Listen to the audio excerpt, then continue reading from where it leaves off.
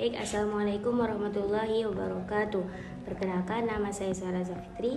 Saya akan membahas tentang eksistensi hukum Islam dalam masyarakat. Jadi saya akan membahas beberapa poin. Poin pertama, saya akan bahas tentang keberadaan hukum dalam masyarakat. Nah, hukum itu kan nggak muncul dari ruang kosong. Dia ada karena masyarakat butuh aturan main biar nggak chaos. Logikanya gini, kalau ada manusia pasti ada interaksi. Kalau ada interaksi pasti ada konflik. Kalau ada konflik pasti butuh hukum buat nyelesain dan ngatur masalah tersebut gitu. Jadi hukum itu produk sosial, tanpa masyarakat hukum nggak ada gunanya juga kayak gitu. Terus yang kedua, kebutuhan hukum bagi masyarakat. Nah, ini saya akan bahas tentang tujuan dan dasar filosofisnya. Tujuannya itu buat apa ada hukum? Ada 3. Yang pertama, keadilan, yaitu ngasih hak ke yang berhak.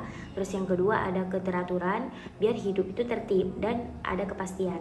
Yang ketiga, kemaslahatan, buat ngelindungi 5 hal. Yang pertama, agama, jiwa, akal, dan harta dan keturunan. 5 hal ini adalah tujuan utama makosid syariah. Nah, dasar filosofisnya, kenapa kita wajib taat hukum? Karena manusia itu makhluk sosial dan lemah. Kita butuh aturan dari yang maha tahu biar hidup seimbang dunia dan akhirat. Terus yang ketiga, saya akan bahas tentang model pemahaman hukum, yaitu metodologi dan mazhab. Ini cara ulama mengambil hukum dari Al-Quran dan Sunnah, namanya usul fikih. Terus mazhab ini sama dengan metode atau pendekatan yang beda-beda.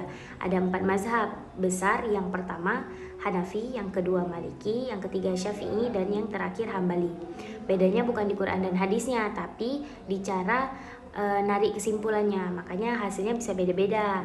Terus yang keempat, ada praktik hukum dalam masyarakat. Itu saya akan bahas tentang sebab perbedaan pelaksanaannya. Kenapa hukum Islam di Aceh dan di Jawa itu berbeda penerapannya? Nah, ada beberapa sebab. Yang pertama itu uruf atau adat. Nah, adat itu bisa menjadi pembeda penerapan antara di Jawa dan di Aceh. Terus yang kedua ada kondisi sosial, yang ketiga ekonomi, yang keempat politik, dan yang kelima budaya lokal. Hukum Islam itu fleksibel, kaidahnya nih al-adah muhakamah. Terus sama dengan adat kebiasaan bisa jadi pertimbangan hukum selama enggak nabrak dalil. Terus yang kelima, bentuk-bentuk hukum dalam masyarakat. Ini hasil nyata dari pemikiran hukum. Nah, ada beberapa bentuk-bentuk hukum dalam masyarakat, itu ada 6. Yang pertama, fatwa. Fatwa ini kan jawaban ulama atas kasus baru. Yang kedua itu fikih, hasil pemikiran atau pemahaman ulama. Yang ketiga, kompilasi, kumpulan hukum. Contohnya kayak kompilasi hukum Islam di Indonesia. Terus yang keempat ada konun, hukum atau peraturan daerah, contohnya di konun di Aceh. Terus jurisprudensi, putusan hakim yang menjadi rujukan.